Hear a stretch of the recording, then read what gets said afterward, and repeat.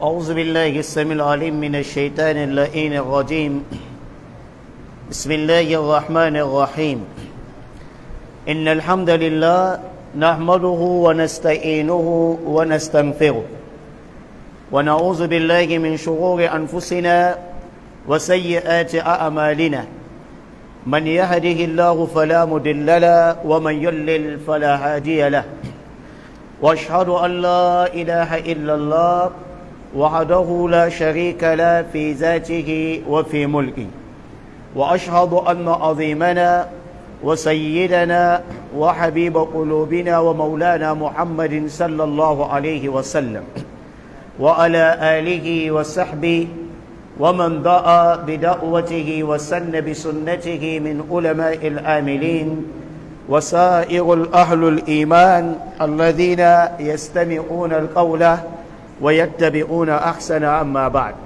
سبحانك لا علم لنا إلا ما علمتنا إنك أنت العليم الحكيم رب اشرح لي صدري ويسر لي أمري واحلل عقدة من لساني يفقه قولي وبعد السلام عليكم ورحمة الله وبركاته. Toutes les louanges sont pour Allah. Nous le louangeons, nous le glorifions, nous lui demandons le pardon contre les méfaits de nos âmes et celui de nos péchés. Quiconque Allah a guidé, nul ne peut l'égarer. Et quiconque Allah égare, nul ne peut le guider. Je témoigne en toute vérité qu'il n'y a de Dieu en dehors d'Allah, l'unique sans associé, et que Mohammed, celui la paix et la bénédiction, est son serviteur et messager. Qu'Allah prie sur lui, sur sa famille, ses compagnons et ceux les ayant suivis sur le droit chemin jusqu'au jour du jugement dernier. C'est à quoi, nobles frères dans la foi, nous rendons immensement grâce à Allah, exalté soit-il, qui a permis notre retrouvaille une fois de plus dans cette mosquée Ahl Sunnah du quartier Bonaloka, dans la ville de Douala, notamment dans notre beau et cher pays, le Cameroun. Ceci dans le but de poursuivre le 21e cours dans ce livre Sharh Sunnah du imam Barbahari, commentaire élargi, n'est-ce pas, du chef Fawzan bin Fawzan. Pour cela, nous rendons grâce à Allah, car nous sommes aujourd'hui le lundi 11 du mois de Sha'aban de l'an 1443 de l'Hégire, correspondant au lundi 14 mars, si je ne m'abuse, 2022. La distance qui nous sépare du jeûne du mois de Ramadan est une distance, Inch'Allah, de 18 ou 19 jours, bimannillahi wa ma'ishati. Qu'Allah exalté soit-il fasse de nous de ceux-là qui verront le Ramadan de cette année et le jeûneront en parfait état de santé. Et si à jamais Allah a décrété le thème de notre vie, comme il en a décrété celui de mon oncle paternel qui était mon enseignant la semaine passée, qu'Allah Azza wa Jalla nous fasse mourir avec la profession de foi. Et nous le prions de recueillir notre âme un vendredi dans la sojourn et la mort des martyrs, être enterré avec les compagnons et ressuscité avec les compagnons du prophète Mohammed sallallahu alayhi wa sallam. Alhamdulillah, les semaines passées, nous nous sommes attelés sur le commentaire de la parole de l'éditeur Imam al-Barbahari qui disait قال المؤلف رحمه الله. L'éditeur du livre, Imam al-Barbahari, qu'Allah lui fasse miséricorde, il disait وَعَلَمْ sache أَنَّ النَّاسَ لَمْ يَبْتَدِئُوا بِدِعَةً قَطْ حَتَّى تَرَؤُوا مِنَ السُنَّةِ مِثْلَهَا.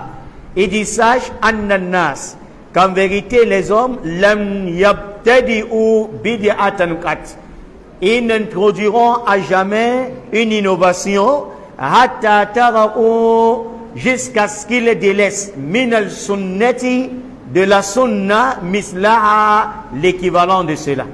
Puisses-tu introduire une bid'a puis tu dois délaisser forcément la sunna, l'équivalent de la bid'a que tu dois introduire. Il dit fa'adhar al-muharramat min al-umur.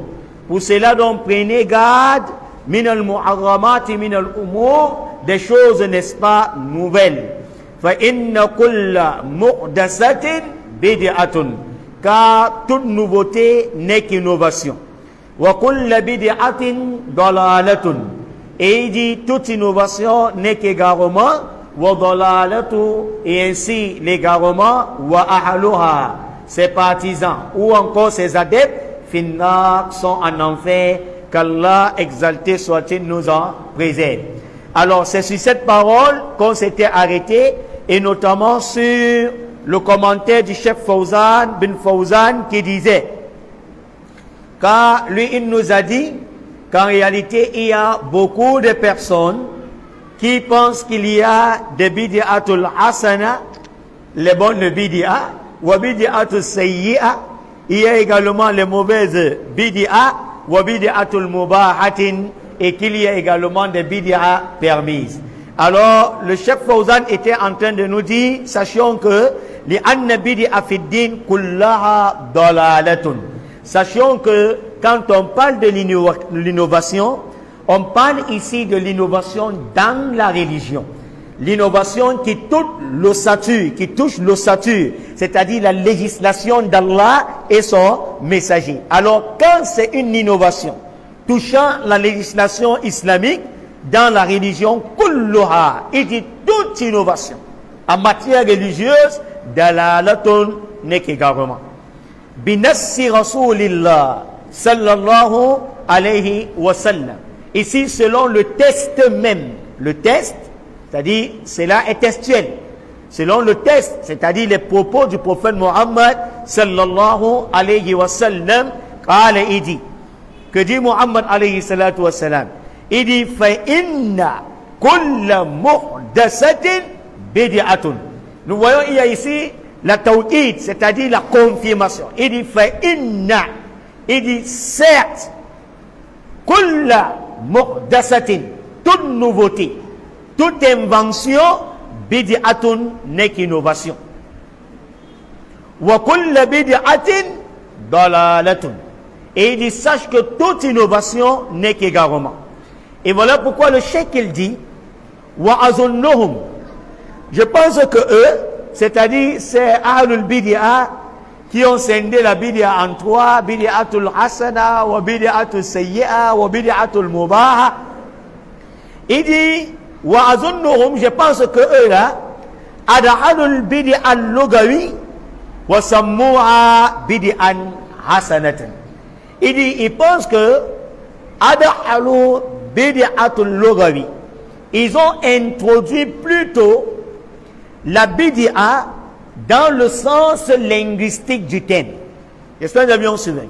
La bid'a selon la littérature arabe. Vous saviez, à chaque mot, c'est-à-dire son explication, d'abord dans son étymologie, dans sa racine. Et il y a également le mot dans le langage technique. Parce que le mot dans le langage technique n'est forcément pas le mot dans le langage quoi? Littéraire. J'espère que vous avez bien suivi. Dans la littérature arabe, la bid'a, c'est une innovation. J'espère que vous avez bien suivi. Hier, pour parler à quelqu'un à distance, on utilisait les oiseaux. Nous sommes d'accord? On utilise quoi? Les oiseaux. On écrit et puis on donne à l'oiseau, il s'en va avec la lettre. Mais aujourd'hui, nous voyons il y a une innovation qui n'est plus encore l'oiseau, qui est le portable. Tu dois essayer d'écrire et puis ça atteint quelqu'un d'autre. Ça, c'est une innovation. J'espère que nous comprenons. Et dans l'islam, toute innovation est bien. L'innovation, c'est quelque chose de bien. Mais on ne parle pas de l'innovation dans la religion. Le chef va nous expliquer.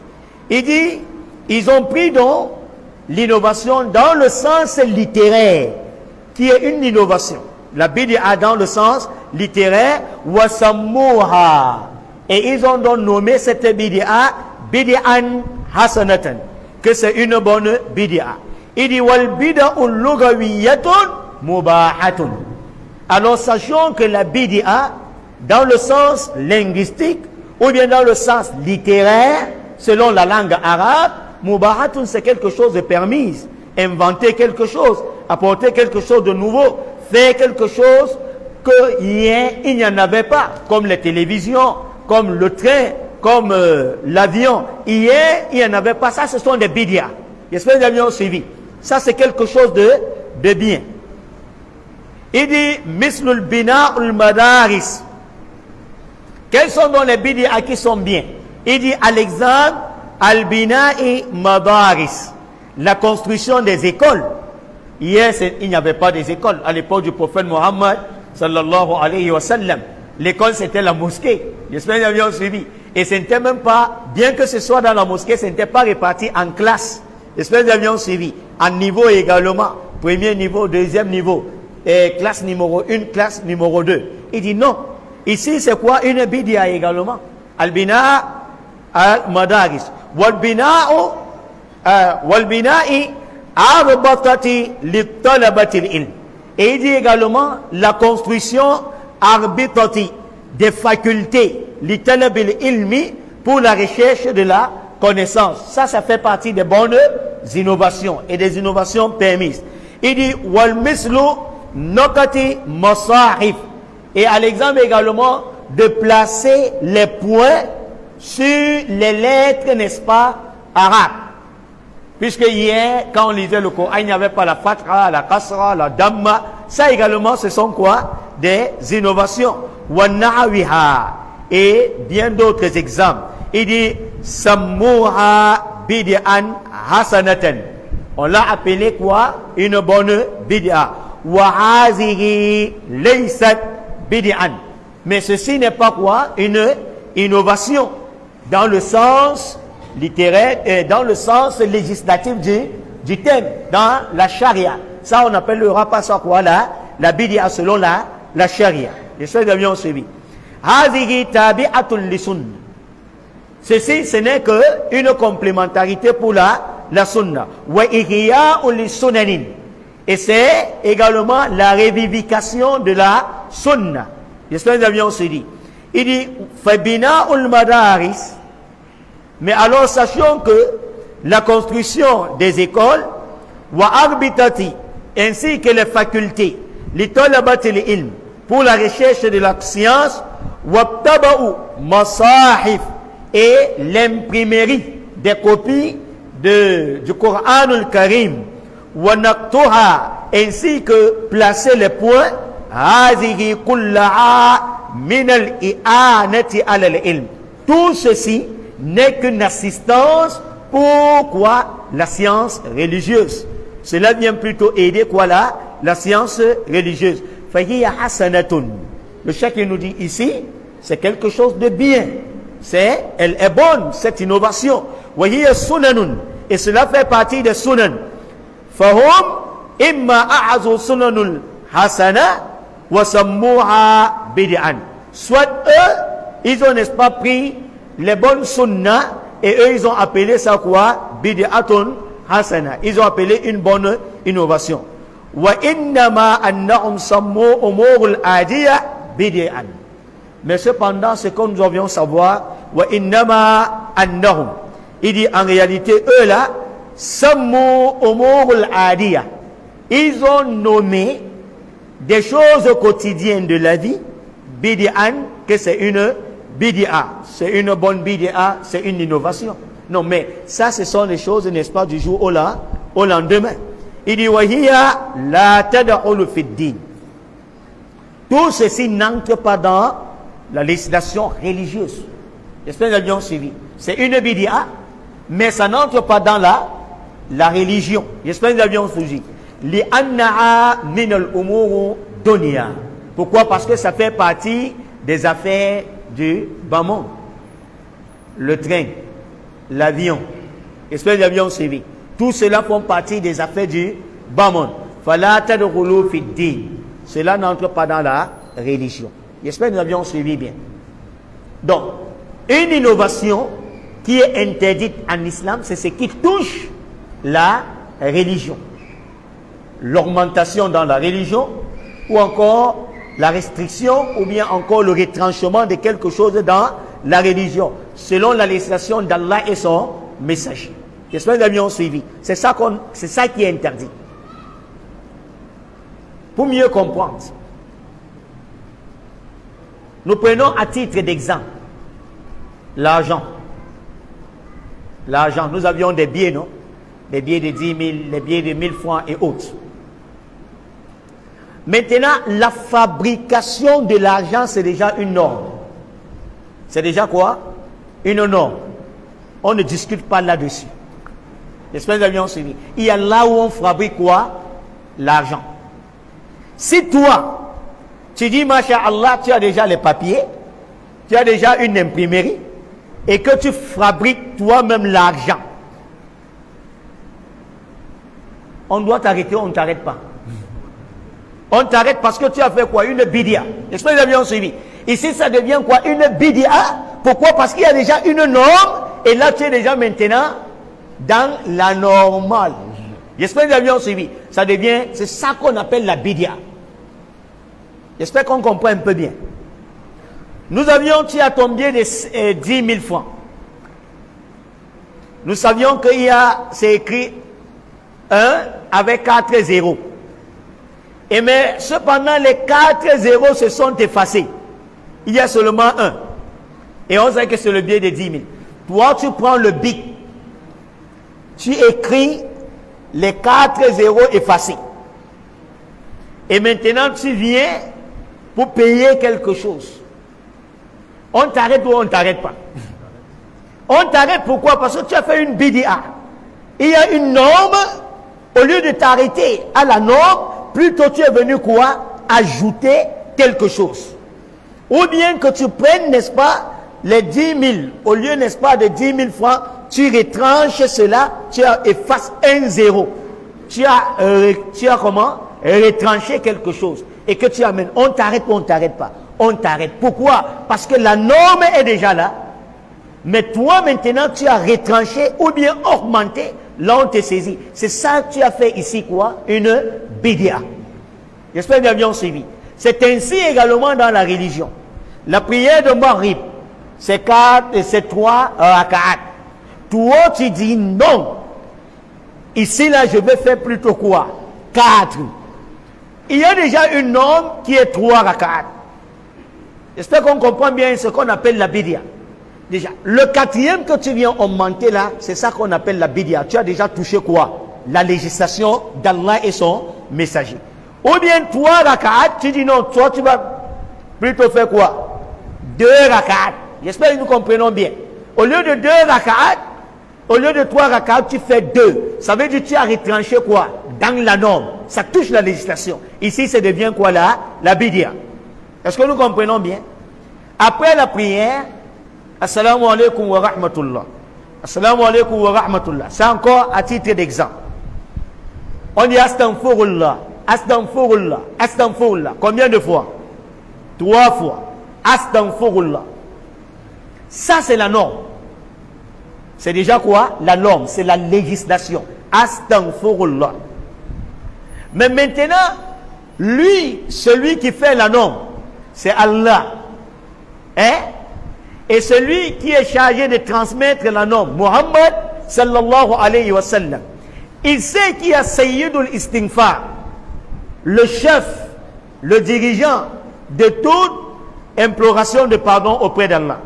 Allahumma inni, Allahumma anta rabbi la ilaha illa an, khalaqatani wa ana abduk wa ana ala ahadika wa wa'adika mastata' abu'u laka bi ni'matika alayhi wa abu'u bi zambi faghfir li fa innahu la yaghfiru dhunuba illa an. Ça c'est la meilleure des istighfar. J'espère que nous comprenons bien. Rasulullah dit celui qui le lit le matin, il meurt le soir, il est du paradis. Celui qui le lit le soir, comme je viens de lire, si Malakul Maut vient là et sait qu'Inch'Allah, je suis déjà où? Au paradis. Mais maintenant, Rasulullah sallallahu alayhi wa sallam, il sait que le meilleur des istighfar c'est quoi? Allahumma anta rabbi la ilaha illa an halaqtani wa ana abduk. Mais après la prière, assalamu alaikum wa rahmatullah, assalamu alaikum wa rahmatullah. Au lieu que toi, tu lis astaghfirullah, astaghfirullah, astaghfirullah 3 fois, tu dis non, je préfère sayyidul istighfar. Assalamu alaikum wa rahmatullah. Allahumma anta rabbi la ilaha illa ant halaqtani wa ana abduk wa ana ala ahdika wa wa'dika mastata'tu a'udhu bika min sharri ma sana'tu abu'u laka bi ni'matika alayya wa abu'u bi dhanbi faghfir li fa innahu la yaghfiru dhunuba illa ant. Qui a recommandé ça? Allah, non? Et le messager d'Allah. Mais maintenant, le fait de faire sayyidul istighfar après la salam d'une prière, tu es dans la norme ou bien tu es hors norme? Hein? Tu es hors norme. Et bien que c'est Allah et son messager qui ont recommandé cela, wallahi, ici ça devient quoi? La bid'a. Parce que tu as fait quelque chose dans la législation qui n'existe pas. Tu n'as pas mis cela en sa place. J'espère que nous avions suivi. Parce qu'il y a les partisans, les innovateurs, les ahlul bid'a, et ils prennent toujours les choses de la religion. Donc tu te dis, mais masha'Allah, voilà, mais c'est Sayyidul Istighfar, il y a quoi dedans? Non, il y a quelque chose dedans.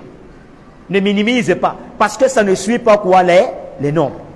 Voilà pourquoi le chef Fawzan il nous dit qu'en réalité, ceux-là, ils pensent que, n'est-ce pas, il y a des bonnes bid'a, il y a des bid'a qui sont mauvaises, et il y a également des bid'a qui sont permises. Mais la bid'a dont on parle ici, c'est la bid'a dans la religion, et non dans les quotidiens de la vie. Le micro, c'est dans nos quotidiens de la vie. Moi, je l'utilise à la mosquée, et le prêtre l'utilise en même temps où?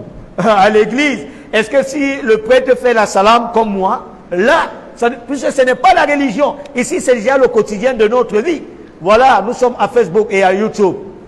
On a besoin de ceci. S'il n'y a pas ça, on va toujours continuer quoi là? La religion. Mafhum à la bid'a. J'espère qu'on a compris la bid'a.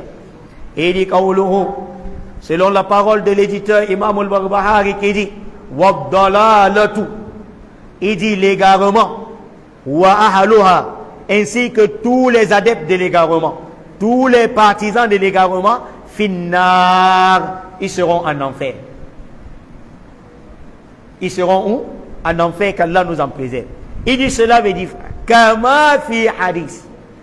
Lorsque Imam al-Barbahari dit que les innovateurs, les partisans de l'innovation, c'est l'égarement, et les partisans de l'égarement sont voués où? En enfer. Le chef Fawzan dit cela est une parole de qui?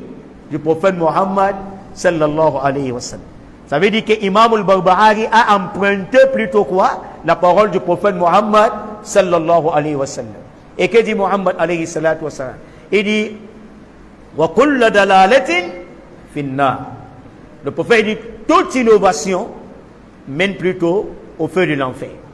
Wa kama fi hadith al-firaq. Et c'est ainsi, cette parole est venue comme c'est venu dans les hadiths qui parlent, n'est-ce pas, des différents groupes qui viendront à la fin des temps. Que dit Rasulullah sallallahu alayhi wa sallam? Il dit وَسَتَفْتَرِقُ هَذِهِ الْأُمَّةُ عَلَى 73 فِرْقَةً. Il dit cette communauté se subdivisera, Inch'Allah, en 73 groupes, en 73 sectes, ou encore en 73 confréries. Kulluha finnar. Tous ces groupes-là, iront en enfer, seront en enfer, illa wahidatan, à l'exception d'un seul groupe qui sera sauvé, ou encore d'une seule secte qui sera comment? Sauvée. Et on a vu ça dans les cours précédents. Le groupe sauvé c'est qui? Ahlus Sunnah wa Jama'a. Et manhum Ahlus Sunnah wa Jama'a. Qui sont les Ahlus Sunnah wa Jama'a? Ashabu Muhammad sallallahu alayhi wa sallam. Ce sont les compagnons du prophète Muhammad sallallahu alayhi wa sallam, et ceux qui ont suivi ce sur quoi était le prophète, qui est le dirigeant des Ahlus Sunnah wa Jama'a, ainsi que les compagnons et les pieux prédécesseurs. Il dit, kama fi hadith, il dit, fahaza dalilun ala anna ahla bid'i ya'ununa finnar. Il dit ça, c'est donc une preuve qu'en vérité, ahal al-bida'i, que les partisans de l'innovation, ya'ununa finnar, ils seront en enfer yawmul qiyam. Wa yatafawatun, et ils se différeront, c'est-à-dire ils seront différents. Les partisans de la bid'a, des innovations, seront comment? Différents en enfer. Il dit minhum man ya'unu finnar li kufurihim. Il y aurait parmi les innovateurs ceux qui seront en enfer li kufurihi, à cause de sa mécréance. Il sera en enfer à cause de quoi? De sa mécréance. Wa minhum, et il y aurait parmi eux, les innovateurs là, man ya'unu finnar, celui-là qui sera en enfer li ma'asiyatihi, à cause de ses péchés. Et dit minhum, de même que parmi eux, qu'Allah nous en préserve, man yuhalladu finnar, il y a celui-là qui demeurera en enfer. Et wa minhum man la yuhallad, il y a parmi eux celui-là qui ne demeurera pas en enfer. Wa yakunu hukmuhu hukma ashabi kaba'ir, et leur jugement ou encore leur sentence yawmul qiyamah serait semblable aux sentences de celui-là qui a accompli des grands péchés, des péchés dévastateurs qu'Allah Azza wa Jalla nous en préserve. Qala al-mu'allif, inna lillahi, on voit déjà, Inch'Allah, on va devoir donc s'arrêter ici. Ce que nous avions dit en bien, qu'Allah Azza wa Jalla nous donne la récompense. Ce dont nous avions faussé, qu'Allah Azza wa Jalla nous pardonne. Et je prie des frères de nous aider dans les doigts. Il y a mon épouse qui est malade. Et nous avions également notre frère, Imam Djibril, de la mosquée de Makepe Moussake, qui a été agressé par des bandits, auxquels on lui a, n'est-ce pas, cassé le pied, tchouqué le couteau partout. Il est dans un état très critique. Présentement, il est dans une clinique aux côtés d'Espoir de Bepanda. Qu'Allah lui accorde la santé, ainsi que tous nos frères musulmans, Inch'Allah. سبحانك اللهم وبحمدك نشهد أن لا إله إلا أنت نستغفرك ونتوب إليك سبحان ربك رب العزة عما يصفون وسلام على المرسلين والحمد لله رب العالمين.